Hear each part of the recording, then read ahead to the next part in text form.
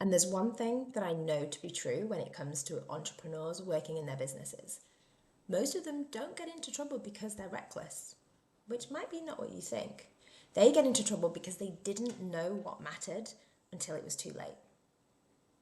In this video, I'm going to walk you through the 5 most common things that I see entrepreneurs doing wrong, and importantly for you, how you can avoid doing them so that you don't waste time or money or even lose sleep over these issues which are so easily preventable. Now, if you run a small business, if you sell online, or if you plan to grow and sell online, this is a video that you're going to want to watch all the way through. If we haven't met yet, I'm Lucy Wheeler, often known now as Lucy Legal.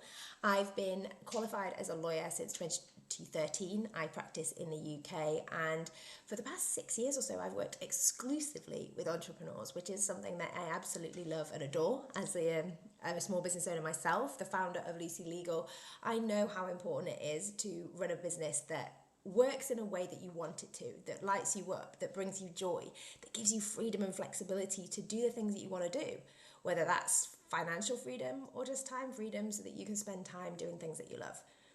I also know, because I've worked with entrepreneurs for 6 years, that they want to ensure, like most people do, that they're not going to have problems along the road, and that as far as possible with being an entrepreneur, you can smooth out those ups and downs and at least prevent the ones that are preventable. Like, come on, there's always going to be issues. There's always going to be things that blindside you when you're running a business that you hadn't thought of, and that things will go wrong. But there are a lot of things that are completely preventable. And I can help with all of those so that I can remove the overwhelm and the panic and the expensive legal bills. And that's what I'm going to try and do for you in this video. Because these mistakes that I've seen people make, they come up time and time again, across every industry, across every business size, and across all experience levels. It's not just people who are new to business that need to watch this. It's people who've been in business for a while, but maybe have been burying their head in the sand for a while. So let's jump into it. Mistake 1 that I see most often is that people wing the legal foundations. The first mistake is that they assume that legal is something that they can deal with later on. They start with no clear terms, no privacy policy, no understanding of what applies to their business. And in an age where things are happening really fast, like with the introduction of AI and the legal implications of using AI, legal is not something that you can ignore, because you miss out on opportunities as well as it costing you money. It also creates this low-level anxiety, this feeling of, oh my goodness, I really hope that this is fine, but actually it's something that's eating away at you all the time, and it erodes your confidence. It's that kind of thing when somebody asks you a question about your business, and you kind of can feel at the tip of their tongue they want to say, what do you know about running a business? You want to be able to say, I actually know loads about running a business. I know all of these things. I know about all of the legal elements that I need to have in place. But the fact that you don't know that, it really impacts how confident you can be.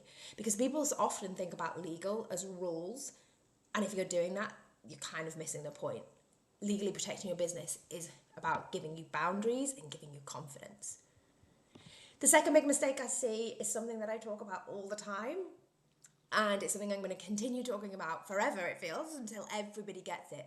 You cannot put no refunds as your refund policy. No refunds does not mean no refunds. It's one of the biggest mistakes I see, and it's something that, because I talk about it all the time, more and more people are aware of, and it's spreading the word that people realise that that isn't the correct way to do it. And therefore, if people see you doing it, they're going to know you're making a mistake. You cannot put no refunds as your refund policy, because as a matter of law, consumers have rights. So you cannot just railroad over those and say no refunds. And this is where disputes come from. Not having a proper refund policy comes from not having clear sales terms, and then not having a refund policy that properly supports the way that you're selling. The two go hand in hand. And most refunds can be avoided by having clear terms in place beforehand and setting yourself up to avoid these refund pitfalls, essentially. So second thing is not having a proper refund policy in place. The third mistake is kind of a new one that I've been seeing over the last 12 months, but definitely 6 months, is that thinking ChatGPT is a legal assistant. Now, I'm going to say that I use ChatGPT. I think it's brilliant. I think that using AI on your business is so important, and there are definite ways to utilize it and to find efficiencies. I also think that using ChatGPT is a great starting point when it comes to legal to start to consider the issues. But it's not a legal advisor, and it's not going to give you adequate legal protection, because context matters. Offers evolve, things change. Copy and paste does not give you legal protection. And I know this because I've been asked a number of times by people to review their contract that they created on ChatGPT. And when they ask me this, I actually love it. I'm like, yes, please, I want to see what is being created. And there have been some huge mistakes. And I'm going to walk you through some of those mistakes that I've seen in a masterclass that I'm doing in a couple of weeks' time. And the mistakes that I'm seeing is that the protection that is needed is not actually being filled properly, because people don't understand how and when and why they need certain protections, and therefore there are gaps. And that's understandable, because you haven't been to law school. You haven't spent most of your life studying to be a lawyer or being a lawyer like I have. As I said, I've been a lawyer for over almost 13 years now. I've been working with entrepreneurs exclusively for the last 6 years, and I know what's going to come up. I know what you need protection, but you don't know that. And just in a similar way that I can't do your job is to deliver the products and services that you do to your clients. And there's going to be this gap where you just don't know the things you don't know. And accepting that is part of it. Trying to fill it a little bit with ChatGPT, as I say, is understandable, but you're still leaving yourself feel really vulnerable. The fourth thing is not protecting your work soon enough. Either not protecting it at all sometimes, or not protecting it early enough. Not understanding that copyright and trademarks are two entirely different things that work in totally different ways, and you need to understand and have both in place. Perhaps you're waiting too long on a trademark. There are things that you can do even without getting a trademark, but just to check the availability, to check things are clear. The number of times I've seen people rebrand because they have taken someone else's idea, but not intentionally, like they're doing it in good faith. And that's what is so heartbreaking sometimes when I'm working with entrepreneurs. They're actually not trying to be the bad guy. They're trying to be the good people, just diligently working and not realizing that they're building a brand with a name which they're never going to be able to protect and never going to be able to use long term. And that's really frustrating, because you're building presence, getting social media followers, and building a brand identity for that to just be stripped away. And people feel really helpless when it comes to brand protection, because they don't know what they're doing, but it can be so easily put in place at the beginning, especially in terms of making sure that people aren't going to copy you. Sometimes you don't want to put your idea out there because you don't want others to copy you. And it's not about being aggressive or anything like that. It's just about giving yourself clarity on your situation, because that clarity gives you confidence. The fifth and final thing is about trying to scale too quickly without proper legal basis.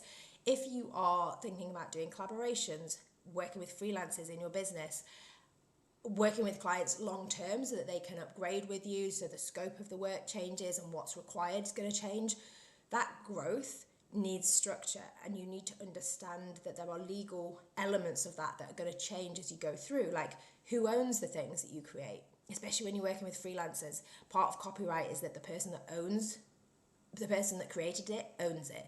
And therefore, if you've got people in your team who have created something, you need to make sure you own it. Similarly with clients, as you grow and scale, you maybe work with somebody for a while. What if they suddenly want to pause? What if they enroll into something new and then they don't enjoy it? How do you manage that kind of client relationship? And it's all within your contracts. Allowing people to just roll into new contracts, so you're not continually signing people with clear notice terms, all of that can really easily and clearly be put in place. And so what I really want you to take away from watching this is that legal isn't about having a perfect business model.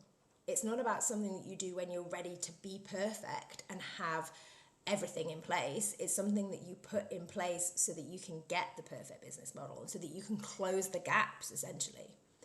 It's about understanding the risks that you might be facing, and then how you might want to fill them and when. The earlier you put things in place is normally going to be simpler to fill and simpler to correct.